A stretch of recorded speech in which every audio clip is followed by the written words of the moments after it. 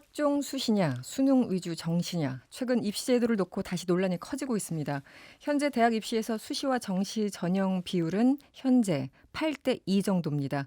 MBC가 어제 발표한 여론조사에서는 지금보다 정시를 확대해야 한다라는 의견이 59.9%로 나왔고 수시를 확대해야 된다라는 의견은 11%밖에 안 됐습니다.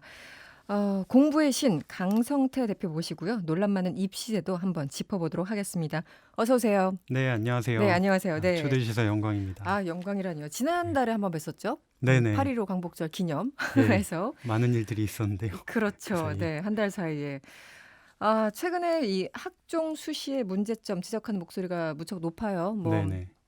사실 조국 장관 그 자녀 문제가 계기가 됐던 거가 사실인데 강 네. 대표님도 수시 제도에 문제가 좀 있다고 보십니까? 어떻습니까?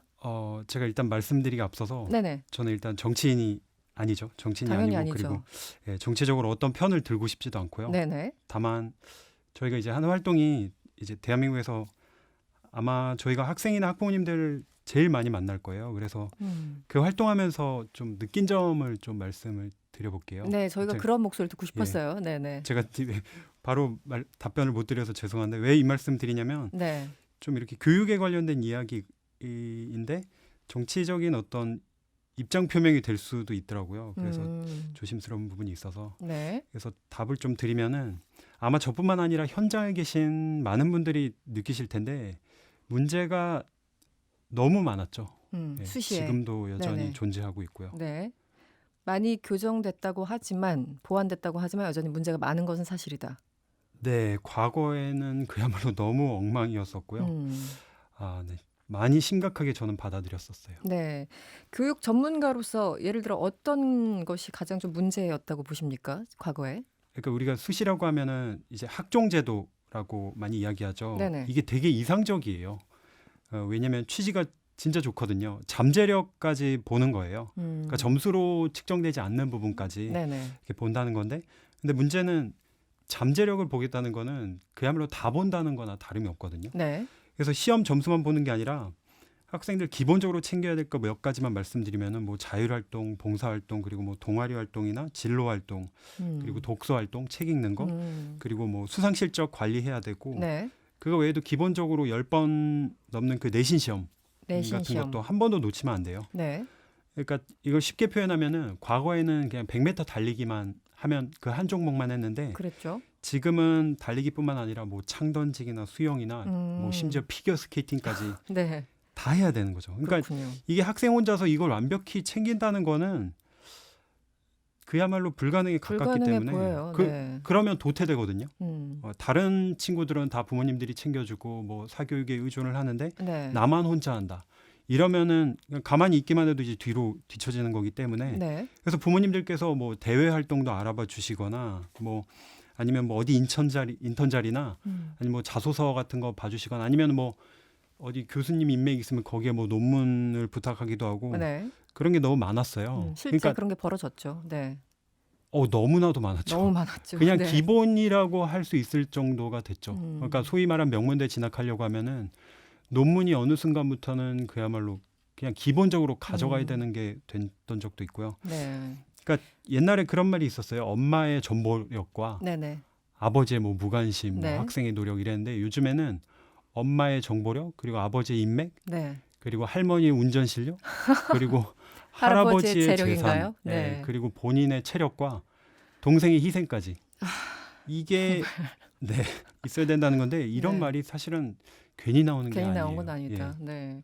그래서 지금 뭐 최근 10여 년 사이에 그런 문제점을 현장에서 예. 바로 직시하셨고 지적이 많았기 때문에 그나마 좀 보완이 됐다고 하잖아요. 네. 그럼에도 불구하고 여전히 좀 문제가 있는 거죠. 어떻습니까? 제가 어제 기사를 하나 말씀드려 볼게요. 네. 가장 최근이니까. 그러니까 서울대학교 같은 경우는 정원의 80%가 수시인데요. 네. 80%가 다 이제 학생부 종합전형이거든요. 네네. 그러니까 서울대에 들어온 학생 중에 10명 중에 8명이 이제 학종으로 들어오는 건데 이 합격생 중에 봉사활동 평균 시간이 139시간이에요. 139시간. 그리고 400시간 넘는 학생도 꽤 있어요. 그럼 어떻게 공부하면서 다 채웠을까요?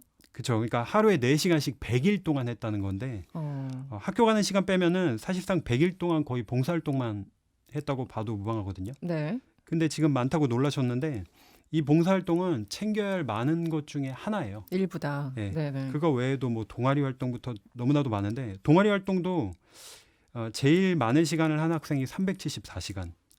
그러니까 네. 다들 이렇게 챙기니까 이게 계속 가다 보면 어떻게 되냐면 어느 순간부터는 뭐 200시간, 300시간도 부족한 게 돼버려요. 그렇겠네요. 너도 나도 다 하니까. 그러네요. 남들 다 하니까. 음. 그러니까 학생들이 진짜 끝도 없는 어떤 싸움으로 몰리는 거죠. 계속 모든 분야에서 경쟁을 해야 되네. 예전에는 소위 말하는 국영수 점수 가지고만 예, 그 예. 경쟁을 했다면. 그래서 최근에는 논문이나 외부에서 받은 상 이런 거는 기록은 못 하게 돼 있죠. 네네. 다만 지금 말씀하신 그런 분야는 남아 있어서 학생들은 계속 또 경쟁을 해야 되는 상황. 예. 오늘 아침에 MBC 라디오 이 시선 집중에 박용진 의원이 출연을 했습니다. 이 정시를 늘려가는 게 맞다 이런 취재 발언을 했는데 네.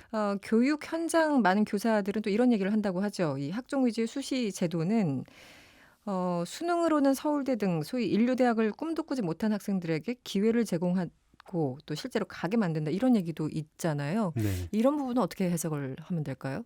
물론 그런 학생들도 있죠. 수시를 음. 통해 가지고 이제 발견되지 못하는 네. 어떤 재능들이 이제 발견될 수 있고 네. 그걸로 이제 원하는 대학을 갈 수 있다는 건데 근데 물론 수시에 그런 어떤 장점이 있어요.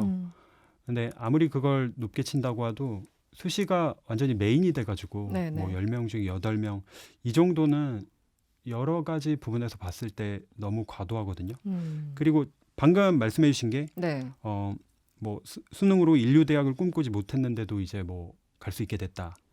근데 그런 학생이 어떻게 보면 돈으로 백으로 어떤 스펙을 사가지고 갈 수도 있게 되는 거거든요. 그런 부작용도 이제 생각을 당연히 해야겠죠. 부작용도. 성적으로만은 못 갔던 학생이 네. 수시에 그런 걸 활용해서 예. 사실은 인맥과 재력을 활용해서 가는 그래서 어떻게 보면은 악용하는 케이스가 되는 겁니까? 그렇게 되면은. 그렇죠.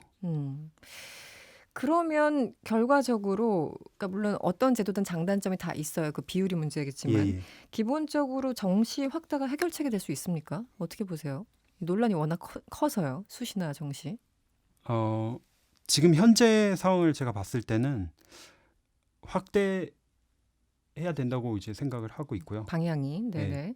그렇죠. 정시 자체가 완벽한 뭐 해결책이라고 생각하진 않아요. 네, 그 완벽한 또한 해결책은 그렇죠. 뭐 존재하지 않겠죠. 네네. 우리가 뭐 이런 민주주의도 그게 완벽한 해답은 아니잖아요. 하지만 최선책이니까 하는 건데 지금 뭐 80% 육박하는 수시를 운영할 정도의 상황은 아니라는 거는 확실한 것 같아요. 우리나라 현실에 봤을 때 더더욱 그렇다는 말씀이신가요? 네네. 왜냐하면 제가 수시제도 설명을 조금 더 네네. 드리면은 이 학종 입학사정관제 이런 게 기본적으로 미국의 입시제도를 그대로 이제 그렇죠. 가지고 왔거든요. 네네.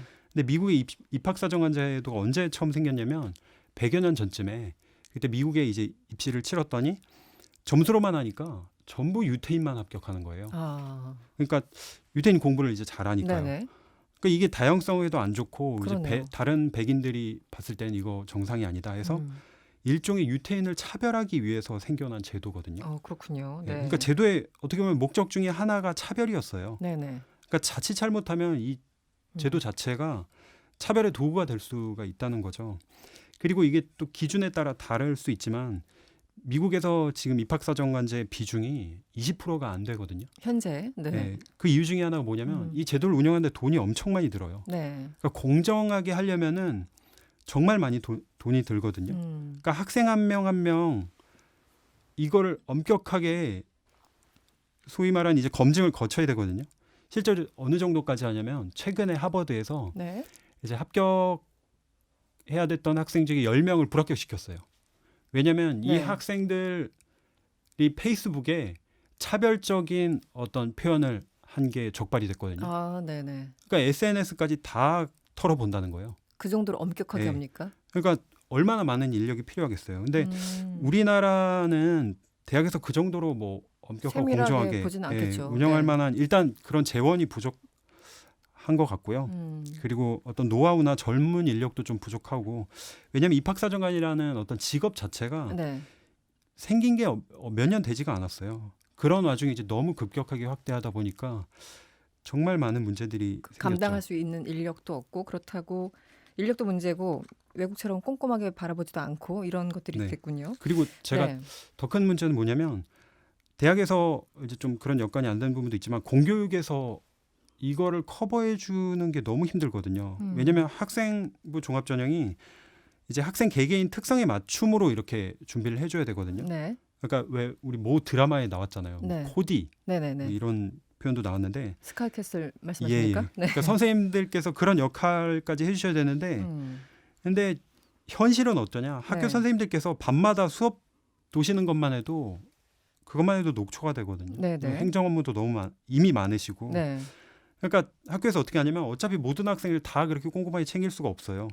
그래서 될 학생들만 밀어줘요. 그게 뭐냐면 왜냐면 이제 우리 학교 뭐 서울대 몇 명이라도 그렇죠. 보내야 되니까 플랜카드 붙여야 되니까 나중에. 네. 그래서 존재하는 게 소위 말하는 이제 특별반, 심화반 이런 건데요. 저는 이게 진짜 문제라고 생각해요. 왜냐면 학교에서 딱 얘네들만 모아놓고 완전히 몰아줍니다. 그러니까 어느 정도로 몰아주냐면 어떤 대회가 있다는 것도 심화반만 공지를 해줘요. 아, 그 정도입니까? 왜냐면 나머지 어차피 다른 친구들은 니들 어차피 뭐 안 하는 애들이잖아. 가능성 없어 보여. 네. 뭐 이런 거군요. 뭐 유인물도 안 나눠줄 때도 많아요. 그건 너무 심하네요. 네. 일정은 알려줘야지. 그러니까 학생들 스스로 자기들은 버리는 카드라고 그러니까 들러리라고 이렇게 말을 하거든요. 이게 교육 현장이 어떻게 보면은 차별을 가르치고 있는 상황이 돼버리는 거죠. 그 좌절감이 엄청나게 클 텐데요. 평생 안고가 된 좌절감인데. 이 네, 학교에서 그런 그러면. 어떤 좌절감을 이제 저한테 많이 토로하다 보니까 아 그런 거 듣고 있으면 진짜 눈물이 나요. 그렇죠.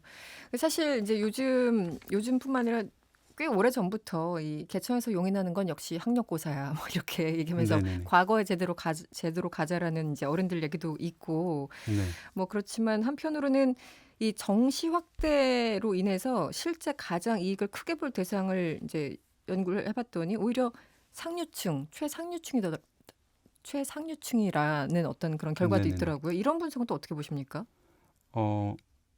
근데 여러 가지 그러니까 뭐 근데 정시 부분이 네. 그러니까 정시나 아니면 수능으로 이제 대학을 가는 게 완벽한 어떤 제도는 아니죠. 네네. 근데 부모님의 역할이 수시보다는 확실히 제한적이거든요. 그러니까 어쨌거나 본인이 시험장에 가서 혼자 이걸 치러야 되거든요. 그렇죠. 근데 지금 뭐 학종 전형 이런 거는 부모님이 대신 해줄 수 있는 영역들이 너무나도 많아요. 사교육에서 대신 해줄 수 있는 네네네. 것도 너무 많고요. 예를 들면은 동아리 활동 같은 거 요즘엔 필수거든요. 그리고 동아리도 기존에 있는 동아리 가입하는 게 아니라 본인이 이제 직접 동아리를 만들면 리더십 같은 거 인정받거든요. 그래서 어떻게 하냐면 사교육에 가서 나 어느 대학 갈 거 뭐 이렇게 컨설팅을 받으면요. 네. 무슨 동아리를 만들라고 알려줄 뿐만 아니라 학교에 제출할 동아리 계획서를 아예 만들어줘요. 그걸 만들어줍니까? 네, 그걸 받아가지고 네. 그냥 학교에 제출하면은 돼요. 그럼 리더십 평가 뭐 이런 거에서 그냥 좋은 점수 받을 수 있는 건가요? 그렇죠. 학교에서는 뭐 이거 학생이 작성한 거라고 생각하고 동아리 되게 잘 이제 기획을 했네 해가지고 이제 만들어 주겠죠. 학생이 할 건 없죠. 그냥 갖다 내면 되는 거니까. 그러니까 어찌됐든 수시도 그렇고 정시도 그렇고 각각 장단점이 있지만 소위 네. 말하는 그 아이의 부모님 배경 이런 것이 개입할 수 있는 게 좀 제한적인 게 그나마 정시다 이런 걸로 이해를 하면 됩니까? 아, 물론이죠. 네네. 예. 이런 글을 봤어요. 제가 블로그를 이제 보다가 사실은 이 최상층, 소위 말하는 금수저라고 하는 정말 최상층은 수시를 하나, 정시를 하나, 어떤 네. 식으로든 재력이든 네트워크를 통해서 그 과정을 뚫고 나가고 소위 말하는 이제 하층, 뭐 이렇게 환경이 좀 어려운 친구들은 또 여러 제도적 장치가 있으니까 또 그런 대로 수시로 가는데 그 중간에 끼인 소위 뭐 한 은수저, 동수저 네네. 이런 친구들, 이런 네. 환경들 이 사람들이 어떻게 보면 가장 이 역차별이라고 할까요? 그런 차별 받는다라는 지적도 있는데 이 부분에 대해서는 동의하십니까? 그런 부분도 분명히 있죠. 네. 제가 느끼는 바는 네. 이제 사회적으로 소외계층들을 위한 뭐 그 전형들이 제도는 어느 정도 마련이 되어 있어요. 당연하죠. 그러니까 뭐 기회균형 제도나 전형이나 아니면은 뭐 농어촌 전형 이런 것도 이제 대표적인 네네. 예인데 네. 근데 방금 말씀하신 뭐 은수저, 동수저 뭐 이 정도의 중간층 학생들을 위한 거는 없어요. 그러다 보니까 그게 사실은 대부분의 학생들인데 그러다 보니까 이 전형의 문제가 터질 때마다 네. 그 그동안 학생들이 쌓였던 받는 불만들, 상실감은 스트레스. 너무나도 큰 거예요. 그러니까 최상층은 최상층대로 그야말로 이제 저 세계에서 가는 것이고 네, 또 하층은 하층대로 나름의 제도가 있고 우리만 네네. 이게 무슨 죄냐 약간 이렇게 되는 건가요? 쉽게 말하면 좀 거칠게 표현하면 네. 음. 물론 뭐 그 소외계층 학생들을 위한 뭐 시스템이나 이런 게 뭐 완벽하다고 저는 생각하진 않는데요. 네네. 그나마 그들을 위한 어떤 혜택들은 늘 고민하고 항상 그걸 이제 준비가 되어 있는 것들이 있는데 중간은 뭐 그런 게 당연히 없으니까. 그러면 사실은 여길 봐도 문제 저길 봐도 문제 우리나라 교육 시스템이 항상 문제였던 건 사실이에요. 이게 뭐 10년 네. 20년 된 얘기도 아니고 제가 학교 다닐 때도 뭐 항상 문제라고 얘기를 했던 네, 건데 맞아요. 지금 이 순간에 가장 좀 필요한 게 뭘까요? 유의미한 변화를 위해서는 어떤 것을 당장 해야지 그나마 좀 이 상황을 탈피할 수 있을까? 이거 궁금하거든요. 네. 지금 강성대 대표가 제안할 수 있는 뭐 내용들이 뭐가 있을까요? 제가 현장에서 느끼는 점은 정시 늘려야죠. 정시를 늘린다 네. 기본적으로. 네. 근데 수시가 그 어떤 정시가 이제 메인인데 네. 수시가 정시에서 잡아내지 못하는 학생들을 음. 이제 선발해준 어떤 보조적인 역할을 하는 그 정도 선이 맞다고 생각이 돼요. 지금은 그러니까 한 네. 8대 2잖아요. 수시와 네네. 정시 비율이. 이걸 거의 뒤집는 수준으로 가야 된다라는 입장이신가요? 어떻습니까? 그 부분은 제가 실제 선발을 하는 대학들이 얼마나 엄격하게 공정하게 그걸 치를 수 있는지도 확인이 돼야 되고 네. 그리고 공교육에서 어느 정도까지 학생들 뭐 수시로 가려고 하는 학생들을 소위 말하는 뭐 코디 역할까지는 아니더라도 네네. 선생님께서 챙겨줄 수 있는지 그런 상황들을 많이 고려하긴 해야겠지만 지금 상황은 확실히 아닌 것 같아요. 이 질문은 조금 다른 얘기인데요. 이 서울시 교육청이 학원 일요 휴무제 이 시행을 놓고 공론화 과정을 거쳐서 11월 말에 결론을 내겠다고 합니다. 이거는 어떻게 보십니까? 네, 네, 제가 다양한 일을 겪게 되는데요. 네, 정말 우려가 되죠. 우려가 된다. 뭐 학원을 운영을 못하게 하면은 그럼 뭐 고3 학생들이 놀게 했어요. 어딘가로 가서 공부를 하겠죠. 그렇죠. 네. 이 입시는 진짜 피 말리는 전쟁이거든요. 네, 네. 근데 다들 학원을 못 가면 뭐 과외라도 하겠죠. 그러니까 고액과외 전문으로 하시는 뭐 분들이나 네. 이런 분들은 이런 제도를 되게 반겨요. 아, 오히려. 네, 심지어 대학생들 뭐 어떤 이런 일부 커뮤니티 이런 데서도 네. 이제 대학생 과외비 올라가겠구나 이 정도인데 아, 그러니까 이렇게 말씀드리면 제가 뭐 학원을 약간 옹호하고 사교육을 뭐 보호해 주는 것처럼 말씀드리는데 저는 자기주도학습법 알려주는 사람이거든요. 네네, 오히려 네. 반대 영역에 있는 사람인데 음. 이 정도 말하는 거면은 네, 네. 좀 객관적으로 걱정되는 게 그만큼 걱정된다는 말씀이죠. 결론은 학원 일요 휴무제 너무 걱정된다. 이렇게 마무리를 해야 되겠군요. 지금 네, 지금 상황에서는 뭐 지금 과외하라는 우리 소리나 환경상. 네. 다름이 없을 수도 있거든요. 알겠습니다. 오늘 여러 가지 참 그 어려운 질문들이 있었는데 대답을 시원시원하게 해주셔서 감사드리고요. 지금까지 강성태 공부의 신 대표였습니다. 오늘 고맙습니다. 네, 감사합니다. 여러분의 퇴근길을 꽉 채워드립니다. 평일 저녁 6시 5분 이승원의 세계는 그리고 우리는